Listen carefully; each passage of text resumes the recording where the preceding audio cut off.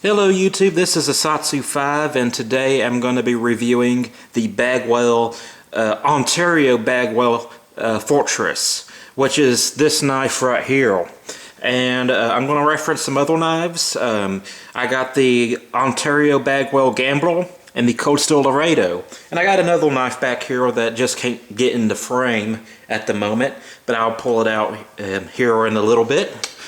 That sounded weird, but oh well, it's been said. Anyways, I want to specify some things about these Bowie knives. Shut up. Yeah, that's a good girl. That's Abby. Anyways, there's some things I want to specify. One, the Cold Steel Laredo, although it's advertised from Cold Steel as kind of being their version of a fighting Bowie, it really is a better all-around general purpose Bowie. It can do many jobs. It can be a hunting knife, it can be a camping knife, it can be a fighting knife. So if you don't want to spend the money on a dedicated fighting Bowie, I'm just going to go ahead and say get the Laredo. Although there's some things I should mention about the Laredo that you should know. Also, both the Gambler and the Fortress are dedicated fighting knives, and they're made a little bit differently, and they're also discontinued. They're no longer in production, but I think this review is still valid for a couple of reasons. One, you can still find these knives on eBay and on the forums pretty easily. People buy them as kind of collectibles, and when they need money, like me, they put them on eBay. So I'm going to be selling this one on eBay here pretty soon. This is January the 8th. I'm hoping to get it up on eBay this weekend. So these are discontinued, but you can still get them. That's one reason why I'm doing the review. Two, if you want a Bagwell fighting Bowie, you can still get Bill Bagwell to make you one. I'm pretty sure you can go to any master bladesmith and they can make you a very fine fighting Bowie that's along the same lines as the Bagwell, although it might offend them that you ask them to make a knife from someone else's design. But you can still get a custom knife maker to make you a fighting Bowie that's similar to this. And three, you know, some people just didn't get the opportunity to see these, and they might just want to know my thoughts on it. I also want to specify the carry time that I had with each one of these knives. I carried this knife for a full week in Arkansas, and I know how it carries, how comfortable it is. I have a lot of carry time, legal carry time. Let me stress that I have a lot of legal carry time with this one because in Arkansas they have no blade length law, so you can carry just about anything. This knife I carried for a couple of days off and on in Arkansas, but I was in Texarkana, which is a city that straddles two states, Texas and Arkansas. So I kind of took it off and on depending on what side of Arkansas I was on, or what side of Texarkana I was on, and I eventually kind of gave up carrying it because we were in Texarkana and I was constantly going back and forth over the border. So I don't have as much carry time with this one. As for the Fortress, I carried it one day at the Texas Renaissance Festival. My thought process behind this is that, one, there was a lot of people in costume who's walking around with wall hanger swords or, props. And so me walking around with this openly, no one would bat an eye. You know, it's just a prop to them. I also carried it concealed at the Renaissance Festival just to get a feel for it. So I only carried this one day. And I want y'all to know that before the review, because I'm more familiar with one of these knives than I am the other knives. So I also did some testing with a a good bit of testing with this one and a little bit of testing with that one, and yeah, I've done a lot of testing with this one. So I feel I can review the knives. Let's take the Fortress out of its sheath. Like I said, this is a dedicated fighting bowie. The Cold Steel is a kind of a general purpose bowie. I hope that's all in frame. And the lighting is okay, not awesome, but I think it'll walk. And this is the Gambler. And hopefully y'all can see that. Now let's go over the stats and specifications of the Fortress, and I'll go ahead and give you the one for the Laredo, because the Laredo is still in production, but there's some things you should know about the Laredo before you buy it. The Fortress, the middle one right here, is a 10.375 inches blade length. The steel is QS 13 proprietary steel. Its blade thickness is 7 millimeters.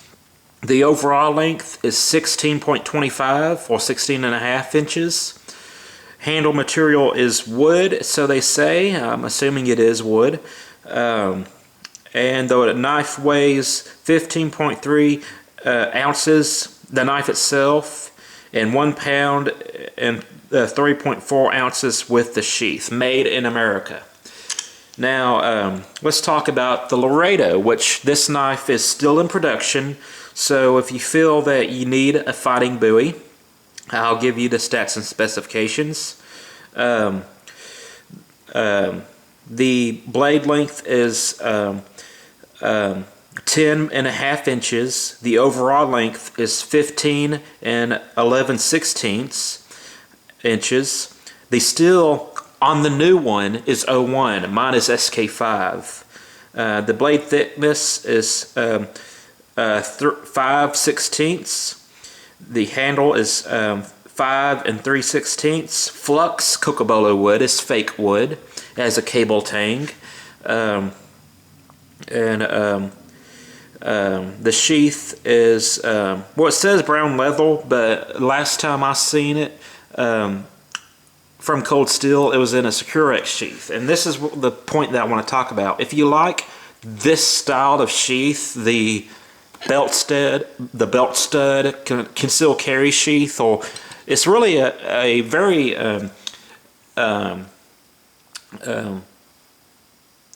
what's the word I'm looking for? It's a very you can carry it many different ways. You can carry it concealed or cross draw, strong side. It's very adaptable. So that's why I love these sheaths. This one, as far as I know, comes in the Securex sheath, which I'm not a big fan of. It's good if you're military, but for civilian carry, not so much in my opinion. That's it on the stats and specifications. I want to put the Gambler back in its sheath, and I'm going to compare the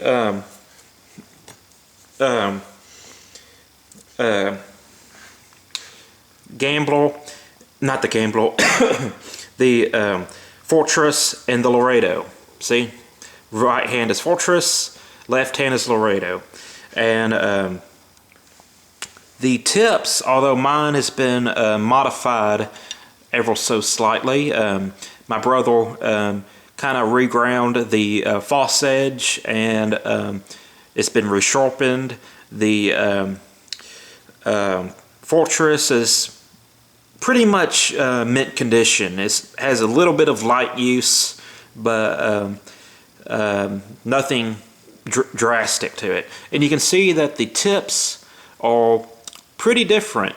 The Laredo has more of a trailing point in its upright position. It has more belly, and the Fortress right here is a little bit more neutral. It still has a clip, but it's not as exaggerated as the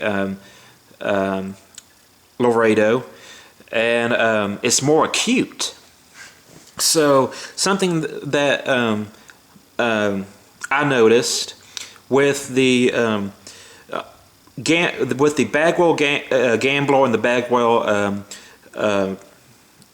fortress, they have the ability to stab through an empty water bottle and pierce the other side. I have a photo of that, and I'll try to edit it in this video if I can find it, but I know I have a photo of it somewhere. This point is more adapt to thrusting, and Bagwell's fighting style is more of a cutting method, but this is actually a very, very good thrusting knife. And if you want a fighting bowie that is good for thrusting, I mean, Fred Perrin and Bill Bagwell has done, they didn't collaborate on this, but they both did their own studies. And the French Foreign Legion did studies where they basically took a bowie like this, and they took a dagger, and this one actually penetrated with more ease than the double-edged dagger because of this tip geometry. So you actually get a better thrusting implement with the Bagwell over the bowie, over most daggers. I'm willing to say, well, yeah, most daggers.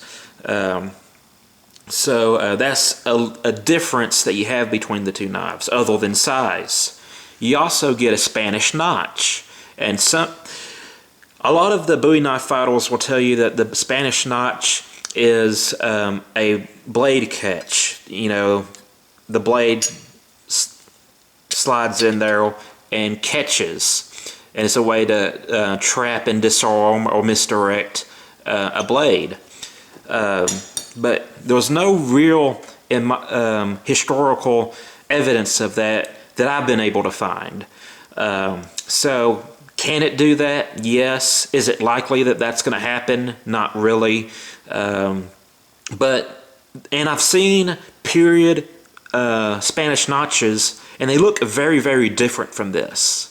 I mean, they're more wavy. It looks almost like a wave. So this does come with a Spanish notch, and you also notice that the guards are very different. They both have a double guard, but this one has a forward carving guard on it, and this again is kind of a dueling knife feature that you don't see on a lot of buoys, even historical correct buoy or historical antique buoys. A few of them have it, but not a lot of them. And this is to catch and misdirect and trap blades. And I like this guard for some reasons, and I don't like it for others. Yes, you can catch with this, misdirect. If a blade is sliding on your blade and gets caught in this, there's no chance of it skipping off and getting your knuckles. With this one, the guard, this is about the smallest I would want a double guard on a buoy. If a guard is any smaller than this, it's pretty much useless for parrying and such. But with this one, if a blade slides on the blade and kind of catches this guard, you can still misdirect it, you can still parry with it, but there's a slight opportunity for that blade to skip off your knuckles as well. So that's something to keep in mind. These both have a coffin hilt or coffin handle, which I love. This one has the tacks on it. I'm going to put the Laredo back in its sheath because I'm pretty much done with it. I just want to compare if you want a fighting buoy. You know, this is still available. It's still in production, and the Bagwell is not. You also, something worth mentioning, that the Bagwell buoys, the Bagwell Ontario buoys, are much lighter weight. They're not as heavy. They move a lot faster, which I can't move this thing because it won't stay in frame, and I'm walking around a tripod. But these just feel lighter in the hand. They were kind of designed to be a dueling self-defense buoy, and they're optimized for that task. And I'll talk more about that later. This also has a discussion plate. That's what that plaque is called, a discussion plate that says the Fortress. This is a beautiful knife. It's beautiful. I think it's one of the best production fighting buoys out there. But I have a couple of problems with it. And just for the sake of safety at the moment, I'm going to put it back in a sheath. Just because I'm using the leather ottoman as my table. But the problem I have with the Fortress is that it's really, really big and awkward to carry. And it's just like, it's about an inch longer than the Ontario. Not the Ontario, but the Cold Steel. But those things to take into consideration. It is an inch longer. It has this exaggerated gold on it, which I love the gold in a tactical or a practical sense, far as, well, maybe not practical. I love it if you're in a dueling situation. I prefer this gold, but for carry, I don't really like this gold because it makes the footprint deeper, and you feel it against your ribs. It's just noticeable. I really notice that I have a knife on my side when I'm carrying this concealed. Not so much with this. This is still noticeable, don't get me wrong, but this is far more comfortable to carry as opposed to the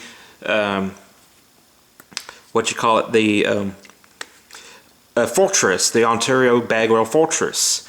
This is just not a very carry-friendly knife. So, that's my big gripe with this. It's optimized for the duel, and I have a feeling if you're a bigger person, like if you weigh 300 pounds, this would be an easier knife to carry. But for me, I much rather carry the Gambler, which is around 9.5 inches. It's extremely lightweight, has a very generous guard on it.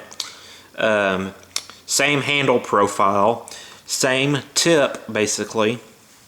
All three of these knives have a Fossa edge, and I'd like to take this time to tell you the difference between a Fossa edge and a Swedge. And basically this is the difference. If your knife has the ability to cut on the top end, it's a Fossa edge. If it's ground like this, like you have a grind on the top, but it's dull, it's dull, like this doesn't have a cutting capability about it, then it's a Swedge. Swedges cannot cut. Fossa edges can. So the term Swedge and Fossa edge are not interchangeable. So I wanted to point that out. All three of these knives have a Fossa edge. They all can do the back cut, and they do a pretty good job of it with my testing. I'm not an expert at back cuts, but I have experimented with it, and these do have the ability to cut through meat, water bottles, so on and so forth. But for carry, I much prefer the Gambler. And I want to show you something about these knives that you might not notice when looking at them on the internet. This one, the knife falls pretty much freely out of the sheath. Not so much when it's in your belt or waistband, but you know, if you tip it upside down, it falls. This one has a snug fit. Of course, it's coming out that I'm shaking it, but you can see that it fits a lot more snug, or a lot more. It fits more snug in the sheath than the Gambler. I don't know if that's an issue with just the Gambler, or if it's just very inconsistent with knife to knife. Yeah, that's pretty much the lowdown on this knife. As a fighting knife and as a collectible, I think it excels exponentially. But for carry, if you're going to carry something every day, I don't like this one. I'd much rather carry the Laredo or the Gambler. That's why I'm going to keep the Gambler and sell the Fortress. I will say this though, if you want a more trim sheath, or if you get the Laredo, but it doesn't come with this leather sheath, you can go to rivercitysheaths.com and have a custom belt stud sheath made out of Kydex, and it's a lot thinner than leather. So it has a thinner profile from this dimension and this dimension. You know, basically that dimension and this dimension is thinner, so it's going to be more carry friendly. I don't have one of those yet, but I would love one, but I just can't afford it right now. But I got a fourth knife to show you for consideration for your big blade self-defense knife. Well, let me make another point first. I got ahead of myself. I want to talk about the guard of the Fortress. This is for catching and misdirecting and trapping blades. This is all well and good if you have, if you're going against a machete. You know, this guard is very practical against someone with a machete. You can oppose bigger blades with this knife. It's good. I'm not dogging it. But when you're considering a self-defense knife, and if you want a Bowie knife, don't get too caught up with this guard. Would it be nice if the Laredo and the Gambler had it? Yes, in some respects, although it does make the knife harder to carry. But keep in mind that most people are carrying a knife of this size, so you're not actually going to be in danger of it. You're not going to have the opportunity to catch this blade like you would another big blade, like a machete or a piece of rebar or something like that, because you outreach them by so much. This is a 4-inch knife, 10-inch knife. You know, you don't really need this guard to oppose this, and this is what the majority of the people are going to carry, is a medium to small knife. So I wanted to make that statement about the guard. Yes, it's a catchy guard, so to speak. It's cool, but really the only time I see this coming into play is if someone's fighting you with a piece of rebar, or if someone's fighting you with a machete or a cheap sword at a Renaissance festival. This guard, although it's catchy, it's not really all that practical and useful in today's time, because most of the people you come against who's going to use an edged weapon on you are not going to have something that's really going to pose a threat to you if you're carrying something this big. Now, I'm talking about carrying big knives for self-defense and concealability, carryability, and it would be a disservice to you if I didn't mention a other option that you should go with. And I'm going to stay in the same blade profile category, so to speak, but it is the Cold Steel XL Espada. And by the way, this has a Swedge. You can see it's really dull. This is a Swedge, not a Fossa edge. So there's an example of a Swedge versus a Fossa edge, which actually has a edge on it. And also double-edged daggers, which I don't have. But double-edged daggers, they still have a Fossa edge. And really, on double-edged swords, single-edge blades can have Fossa edges. All double-edged blades have Fossa edges. Some single-edge blades have Fossa edges.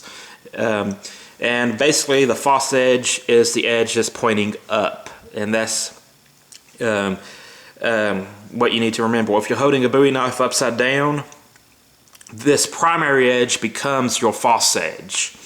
But yes, I wanted to talk about the Cold Steel XL Espada. Has a 7-inch blade, gets very broad right here, has a very good stabbing tip, also has a lot of cleaving power.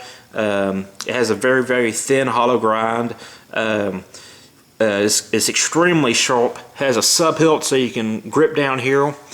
This knife gives you as much reach as any traditional bowie, but it has the ability to be folded and kept in the waistband or kind of in your belt area, belt buckle area. And you can carry this exponentially easier than any of these bowie knives. I enjoy carrying bowie knives just because I think it's cool, but if you want a very practical large knife to carry for self-defense that can oppose just about anything, consider the XL Espada, either in its dressy, polished version or in the full G10 Peel Ply G10 version that's black. Yes,